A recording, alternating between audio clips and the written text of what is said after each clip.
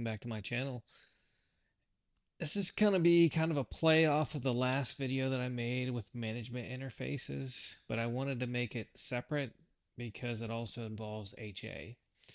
Um, so today we're going to take a look at the FortiGate, setting up HA, as well as management for that HA.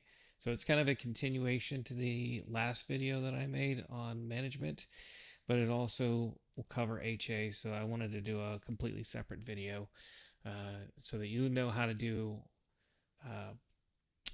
HA in addition to management for the HA, because that's a little bit different as well. Um, so I have my two firewalls here, and I went ahead and set up the cabling, some of the pre-work that I have done here. And you'll see that actually that's under data, so global, you'll see those HA interfaces are actually up, right? Here's our secondary firewall. We haven't created any VDOMs or anything on that yet, but we do have our HA. So HA1 gets plugged into HA1 and HA2 into HA2. And that should look like this. So cabling wise, HA1 to HA1, HA2 to HA2. We have our dedicated management interfaces here. And then we're also going to have an additional management interface to get into the box. So as I said before in the last video, once you add these to HA, this management interface becomes the same interface IP as this, and you can no longer access the box. So I currently have 192.168.40.40 configured on what's going to be my primary, and 40.41, that's going to be my secondary here. Once HA is joined, I'll only be able to get to the one firewall, whoever the primary is, um, which is going to be 40.40. It should be the firewall 1. However, it gets switched to firewall 2, then that will be the firewall 2 will be the primary, and it will take over the 40.40 address. That creates some challenges in the fact that you can only get to one box at a time. So if you're monitoring anything with SolarWinds, PRGT, or Fortinet's monitoring service, etc., right, you can't access the box directly. And there's times where you do need to access the box directly. Now you can get to it in the CLI from one FortiGate to the other, and I'm going to show you how to do that as well. But it's not pretty. It's CLI. A lot of people are just used to the GUI. You get comfortable with that, and then you get into the CLI, and it becomes overwhelming, right? There's a lot into that CLI. So let's talk about how to set this up, the HA, and we're going to talk about how to set up the management interface so that you can get into each one independently. All right. So we got our FortiGate here. This is going to be our primary. We're going to go down to system, and that has to, since we set up VDOMs, if you go under data or root, you will not see that here. It is configured under global. So global HA, we're going to make it active passive, so that one is the active, one is the standby or passive. This is going to be my primary, so I want to set the priority here to 200. As the highest priority is more likely to become HA. We're going to give a group name. I'm just going to call it for this lab HA. And we do want to set a password. And you're like, why? Why should I set a password? Well, some of the later versions, and I'm not sure if this version's here, but if you want to configure this backup heartbeat, you actually need to set up a secondary HA. This particular version doesn't seem to have that backup heartbeat in there. It allows both in there. There's some additional things and steps, but we'll set up a password of, we'll just call it FloridaNet1. See what that is. And we're going to say session pickup. We'll leave that group ID at 0. Um,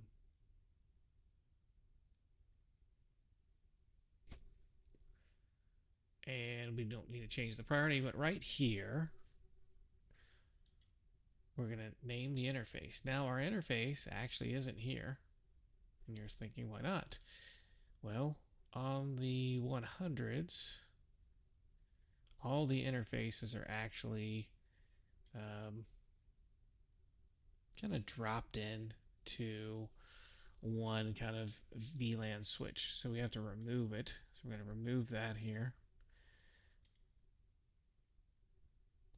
We'll do the same thing for 2 as well since we're kind of there. We'll just take that and we'll remove port 1 out of that VLAN switch. Because we're going to need to do the same. Okay, so back to global HA. Back to passive. 200 is what I like to set it. You can set it for whatever. I think the highest you go is 250, I think, something like that. But 200, it's fine. It's higher than 128. Fortinet 1. Oh, that's the group name. That's not the password. I want to just say HA for that. Change the password to Fortinet 1. Session pickup, which allows the session pickups. And then the heartbeat. We're not going to set any monitored interfaces currently. We can, but I'm not going to do it. And that's just, you would probably set your WAN and your inside interfaces. And the reason I'm not doing it is I guess I could do that here. Just go ahead and set that. I don't have them plugged in on the secondary box. But those are the interfaces you're going to monitor to make sure the connection's up, and those are your heartbeat interfaces.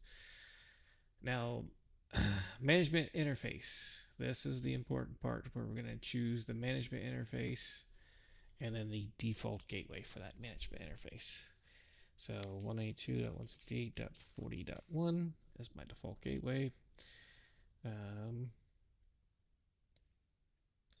have all that on there. That's good. And I'm going to click OK, and then it'll spin for a second. Now I'll be able to go into the actual management interface here. And while that's spinning up, I'm going to change this to, let's say, 43.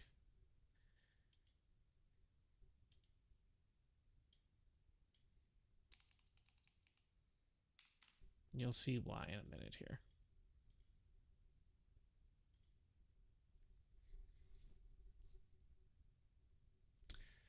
Because I'm going to assign 41 to this guy right here. 192.168.40.41, 24, and then I'm going to turn on ping and SSH and anything else I want to do, SNMP, etc. And I can turn on LLDP if I'd like to find out where the port is plugged into on the switch. So you don't have to use port 1. I like to use port 1, and that's the management for the interface for the HA. And you'll see that here. And now you'll see it here, and it's port 1 with a default gateway of 40.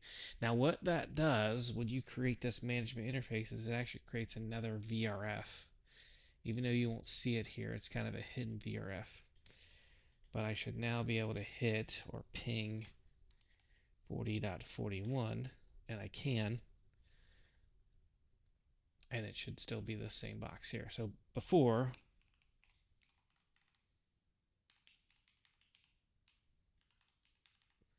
it was the old firewall, firewall 2, and now it's going to be, should be that primary, so the lab firewall 1. So you got to see here, we're the same box. I can now access it directly over that management interface of the HA. All right. Now we need to set up the secondary box, and that's Simple.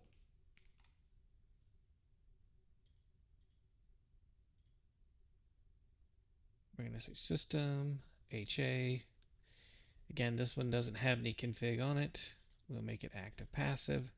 Leave the 128. Group name needs to be the same, and the password for net 1. Session pickup. And we'll take those interfaces of HA1 and HA2. We can monitor. Well, those are not in there, so I'm going to leave those out. That reservation for 1, the default gateway.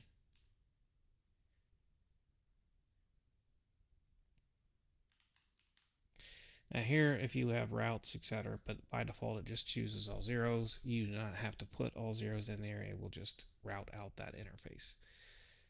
Okay. Once I do this, I am no longer going to be able to access this box directly. All right.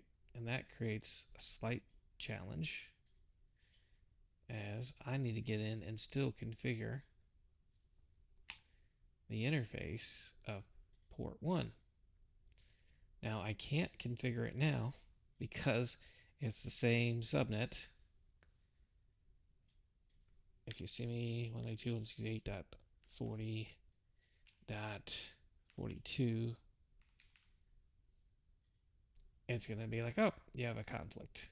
Now, there is a command that you can run that will do same subnet on the firewall, but we're not going to do that. We'll just go ahead and hit cancel here, and I'll show you how to connect to the secondary box from the primary from the CLI, make that change.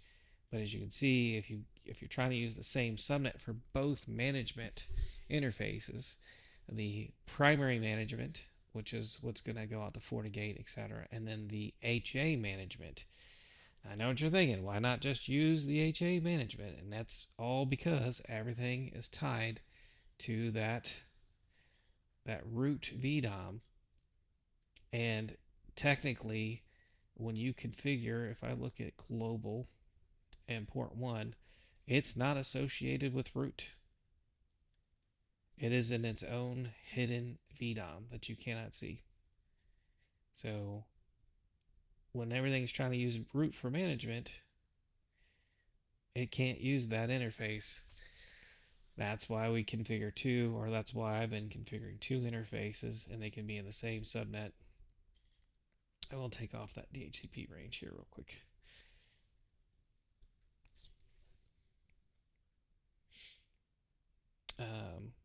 But yeah, so if you're trying to use this one interface for HA, it monkeys things up because it's not using that root interface, and that's where all your FortiGuard stuff comes out of, etc., is that root VDOM. And again, if you're trying to manage things with specific networks, again, you have to point everything to that HA interface. When you can do that, and that does work. But if you're looking for the simplest, easiest, kind of drop all management out of here, manage these independently, this is the way that I do it. All right, so we have our active passive, we have the lower priority, group number 0, name HA, password. We're not monitoring any interfaces just yet. I'm going to go ahead and hit OK, and this should start to sync up. And then we'll see that. Go ahead and close this guy and this guy, because I will no longer be able to ping 43, as it is now becoming 1 with this box here. And it'll take a little bit of time to sync everything up here too. Once it gets synced up, fully synced, we'll get into the CLI, jump over to the other box, configure that interface, and get that configured.